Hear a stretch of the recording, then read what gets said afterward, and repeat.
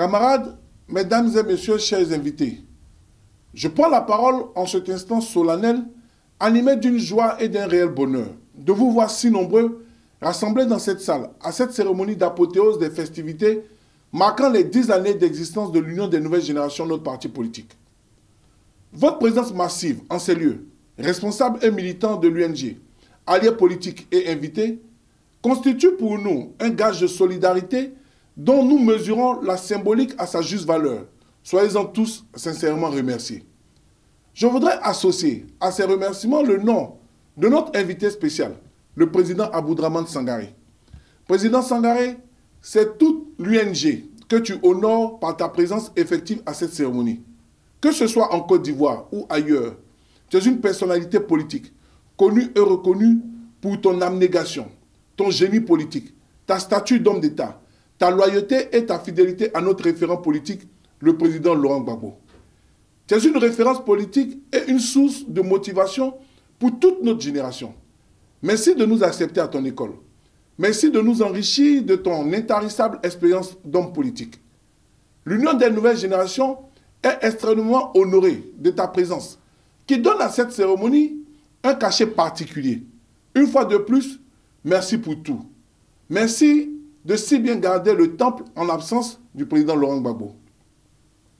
Au-delà de ta personne, je saisis cette opportunité pour saluer et remercier le Front populaire ivoirien, notre allié politique de tout temps, que tu as l'insigne honneur de présider, et l'ensemble des partis et mouvements politiques qui sont représentés ce jour et avec lesquels nous partageons l'idéal de construire une Côte d'Ivoire démocratique et libre dans le cadre de la coalition Ensemble pour la démocratie et la souveraineté EDS, dirigée par le professeur Georges Armand Ognien. Aux têtes couronnées, chefs religieux, chefs coutumiers et traditionnels, chefs de communauté présents dans cette salle, je vous prie de recevoir mes salutations distinguées. Camarades, mesdames et messieurs, chers invités, ces festivités que nous avons voulu éclater constituaient un test de démonstration de notre capacité de mobilisation. Nous avons reçu ce pari dans toutes les provinces qui ont accueilli ces commémorations. Ce fut le cas à Gagnoa, le 25 mars 2017, à Lopou Dabou, le 29 avril 2017, à Laodiba, Bondoukou, le 27 mai 2017, à Thiébissou, le 28 juin 2017, le 1er juillet dans la diaspora à Paris et à Niakara, le 27 juillet 2017. Qu'il me soit aussi permis de saluer et de remercier toutes les personnalités politiques qui ont accepté d'être nos invités spéciaux lors de ces festivités éclatées. Je voudrais notamment citer le gouverneur d'Akouri Tablé, le professeur Maurice Niang, la vice-présidente Marie-Odette Lorugnon, Madame la ministre Daniel Boni-Claveri, le doyen Abou Sissé et M. Kone Siaka.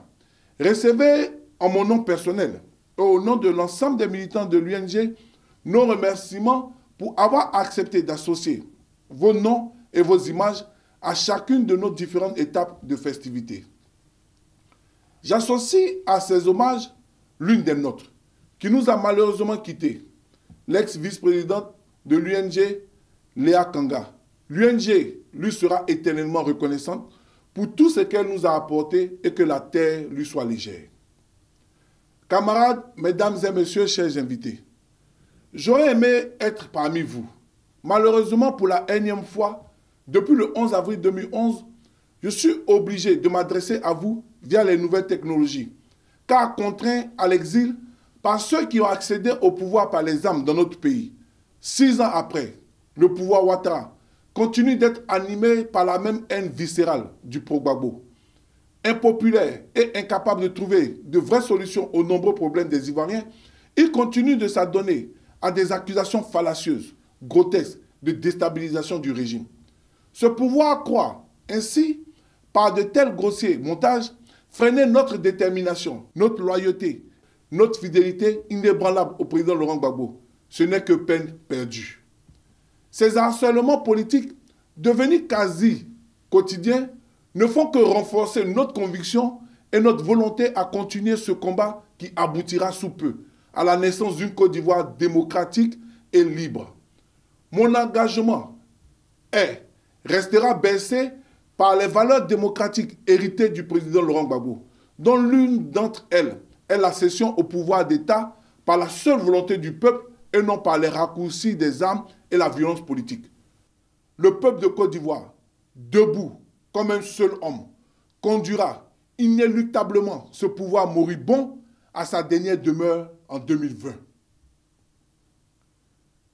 Camarades, mesdames et messieurs, chers invités, la Côte d'Ivoire, notre pays, va mal sur le plan socio-politique, économique que sécuritaire, depuis la cession au pouvoir de ceux qui, au son des tirs nourris et des marches macabres, ont promis aux Ivoiriens l'émergence à l'horizon 2020. Ils ont échoué sur tous les plans. Le constat est alarmant. Leur bilan est catastrophique, car la réalité existentielle des Ivoiriens se détériore jour après jour. En effet, selon la Banque mondiale, plus de la moitié des Ivoiriens vit aujourd'hui en dessous du seuil de pauvreté avec un taux de chômage exponentiel qui est largement au-dessus des 60%, malgré une prétendue croissance économique à plusieurs chiffres. Alors que le peuple ivoirien coule sous le poids de la misère, de la cherté de la vie, avec la flambée des prix des produits de première nécessité, les marchés publics se distribuent en copains dans une société de plus en plus corrompue, plaçant ainsi la Côte d'Ivoire au 108e rang sur 176 des pays les plus corrompus et souffrant de mauvaise gouvernance au monde. Il faut ajouter à ce triste tableau économique les défis liés à la sécurité de nos populations, notamment ceux relatifs au phénomène des microbes, au service de ce pouvoir et de la fragile cohésion au sein de l'armée. Chaque jour, nos braves populations se retrouvent ainsi face à des gamins armés qui les dépouillent et leur ôtent la vie en toute impunité dans l'indifférence totale du pouvoir pour continuer ainsi à maintenir le peuple dans la psychose et la peur. Au même moment, le pouvoir Ouattara n'hésite pas à réprimer dans le sang et à emprisonner tous ceux qui manifestent par les voies légales pour réclamer de meilleures conditions de vie et de travail. C'est tout le paradoxe saisissant de la Côte d'Ivoire, dirigée par des autorités qui préfèrent accorder une oreille attentive aux revendications de mercenaires en âme qu'à celles d'organisations socio-professionnelles. Notre pays est devenu une poudrière à ciel ouvert, prête à exploser, avec des caches d'armes disséminées ça et là sur l'ensemble du territoire national. Un front social constamment en ébullition, avec des conflits fonciers entre autochtones et allogènes, manipulés à dessein. Au plan politique, des centaines de nos camarades croupissent jusqu'à ce jour dans les geôles du pouvoir, du fait de leur opinion politique, et des milliers d'autres sont toujours contraints à l'exil, forcés de vivre loin de leur terre natale. Camarades, mesdames et messieurs, chers invités, face aux dangers qui guettent notre pays, à la vue de la situation que je viens de décrire, l'Union des nouvelles générations, depuis 2015, ne cesse d'appeler à un dialogue politique inclusif, le DPI. Ce dialogue, qui doit être un cadre de discussion entre le pouvoir et l'opposition significative. Ce DPI a pour objectif de diagnostiquer ensemble le mal de notre pays et ainsi lui trouver des remèdes pour une réconciliation vraie. Mais malheureusement, cet appel n'a jamais été entendu. Le pouvoir Ouattara s'est plutôt adonné à un pseudo-dialogue avec une opposition choisie et préfabriquée pendant qu'il met tout en œuvre pour museler l'opposition significative, espérant ainsi pérenniser son clan au pouvoir. Voilà pourquoi, membre de la coalition EDS, 2020 est un virage important, un rendez-vous essentiel que nous ne pouvons rater. Les Ivoiriens fondent tellement d'espoir sur nous que nous n'avons pas le droit de les décevoir. Dans l'union et avec détermination, nous avons le devoir historique de mettre fin à cette forfaiture en cours dans notre pays. Avec plus d'engagement, nous devons être aux côtés de nos populations pour clore définitivement cette triste parenthèse Ouattara qui n'a que trop duré. L'UNG et ses militants se tiennent prêts et joueront pleinement leur partition dans ce combat. Car nous croyons à l'UNG que la coalition EDES est l'unique instrument politique d'opposition susceptible de faire échec à cette politique du chaos que nous sert M. Ouattara et son clan. Qu'il me soit donc permis à ce stade de mon allocution de m'adresser aux responsables et militants de l'UNG en particulier.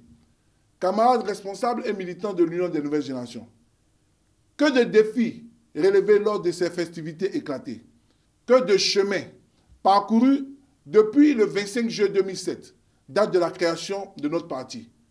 Durant ces 10 années écoulées, nous avons sillonné les régions, les départements, les villes, les villages, les campements et hameaux de notre pays pour parler de notre parti.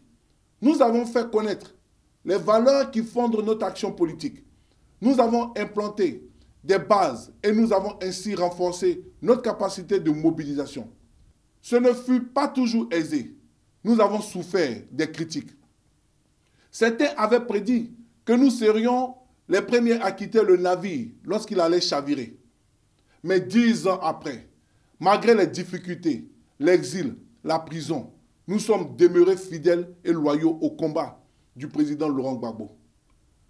Aujourd'hui, par vos actions militantes, l'Union des Nouvelles Générations est une force qui occupe une place prépondérante dans le paysage politique ivoirien. Votre voix compte désormais partout où elle se fait entendre. Vous pouvez en être fiers.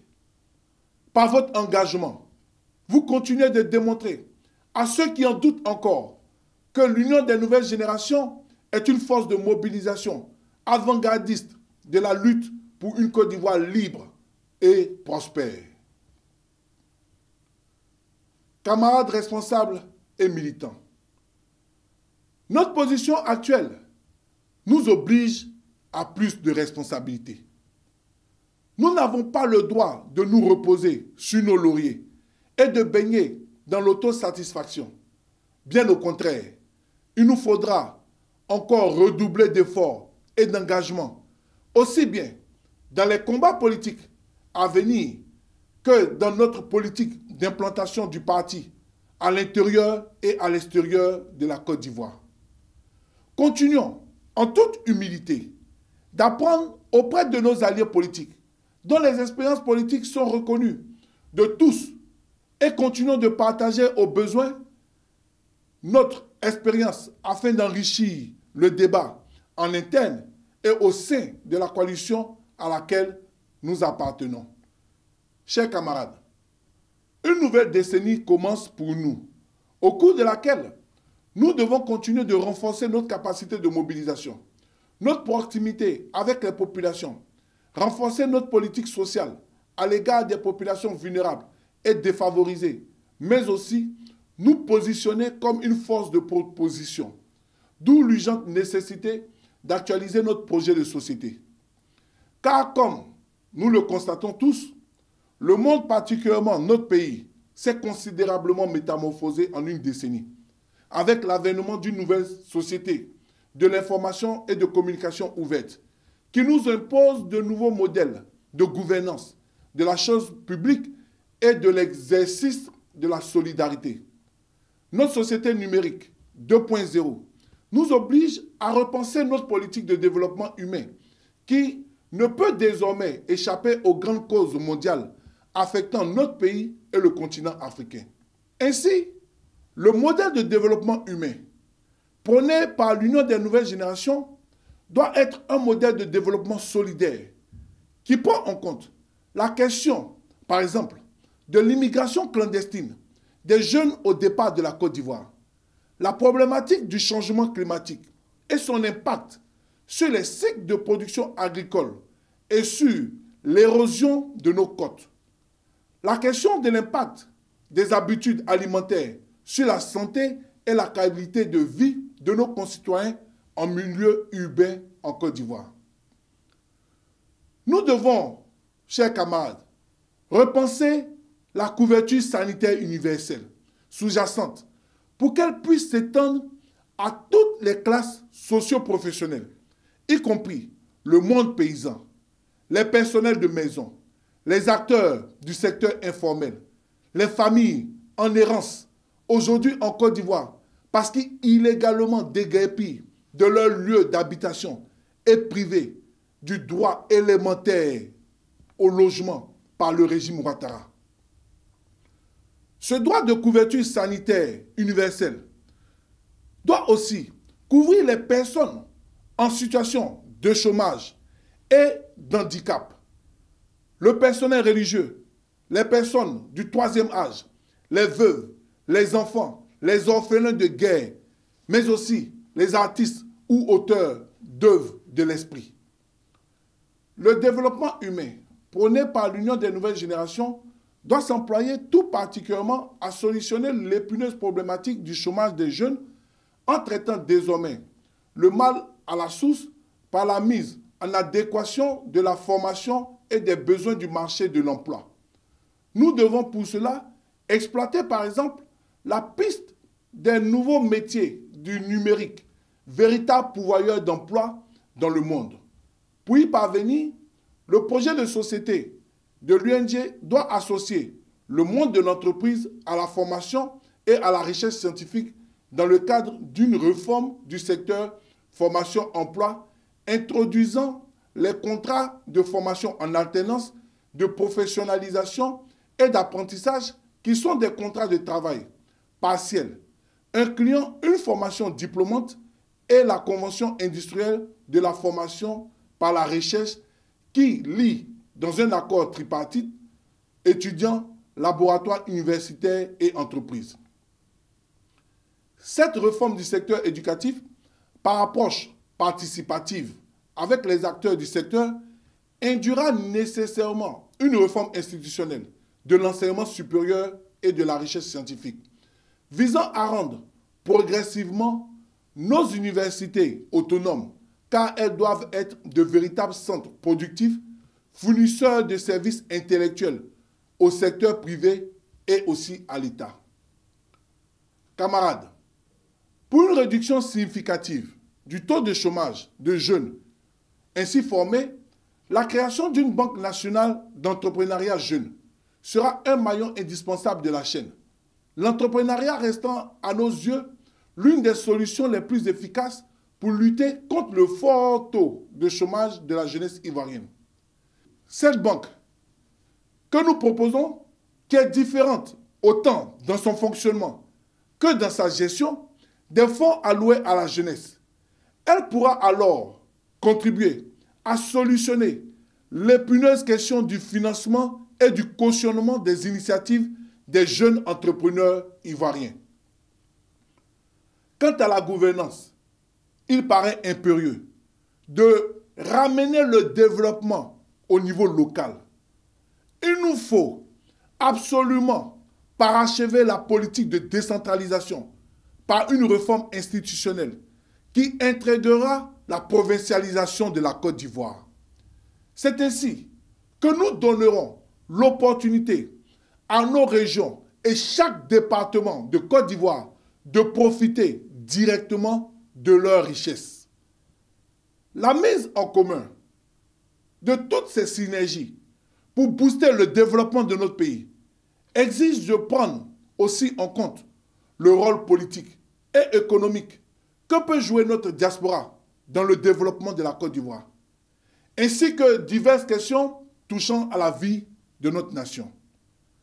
Il nous faut donc, chers camarades, approfondir nos réflexions sur la représentation de la diaspora à l'Assemblée nationale et dans les structures décentralisées. Nous permettrons ainsi l'élection au sein de l'Assemblée nationale de notre pays des députés représentant les Ivoiriens vivant à l'étranger, afin de voir leurs préoccupations portées au sein du pouvoir législatif. Mais en plus de cette représentation parlementaire, Une réforme du code électoral est nécessaire pour que les candidats aux élections locales puissent inscrire sur leurs listes respectives des Ivoiriens de la diaspora, de sorte à les impliquer directement dans le développement de nos villes, départements et régions de Côte d'Ivoire. Camarades militants et responsables de l'Union des nouvelles générations, tel que je l'ai indiqué, nous devons continuer de mener les réflexions pour mettre à jour toutes nos propositions, aussi bien celles que je viens d'évoquer succinctement que celles qui touchent à la santé, à l'agriculture, le foncier rural, l'économie, la construction, l'urbanisme et le développement culturel. C'est en possession de toutes ces propositions innovantes que nous pourrons enrichir le débat au sein du parti, mais aussi au sein de notre coalition politique. Camarades responsables et militants de l'Union des nouvelles générations, je voudrais conclure mon propos en vous rappelant qu'à chaque génération, ses défis à relever. La nôtre a la très lourde responsabilité de réconcilier la Côte d'Ivoire divisée. Notre responsabilité est grande face à l'histoire et nous n'avons pas le droit de nous dérober. Nous devons y faire face avec courage et persévérance en continuant d'investir le terrain pour prêcher en permanence la cohésion sociale et la cohabitation pacifique malgré nos différences culturelles, ethniques et politiques, dans le respect d'autrui, dans la dignité, mais sans compromission avilissante. Aux camarades membres de la coalition EDS, continuons d'affirmer haut et fort que le président Laurent Gbagbo est le vecteur indispensable à la réconciliation nationale. J'ai foi au succès de notre combat politique. La victoire est désormais à portée de main. Le temps a montré que nous sommes dans le vrai. Nous n'avons pas le droit de baisser les bras au moment où l'horizon s'éclaircit. Le procès censé être celui du président Laurent Gbagbo est aujourd'hui celui de la communauté internationale et de leur instrument juridique qu'est la CPI. Et je suis sûr, très bientôt, dans la joie, l'allégresse, nous nous retrouverons tous en Côte d'Ivoire avec le président Laurent Gbagbo pour œuvrer au bonheur des Ivoiriens. Peuple de Côte d'Ivoire, chers Ivoiriens, ces festivités nous ont fait parcourir la Côte d'Ivoire du sud au nord, de l'est à l'ouest, en passant par le centre. Et partout où nous sommes passés, nous avons constaté une véritable soif des Ivoiriens de se réconcilier. Nous n'avons donc pas le droit de désespérer, car une nouvelle Côte d'Ivoire unie, réconciliée et prospère pointe à l'horizon. Un jour nouveau se lève sur notre pays. Nous devons continuer d'y croire. Vive la Côte d'Ivoire, pour que vive l'Union des nouvelles générations. C'est Dieu qui est fort. Je vous remercie.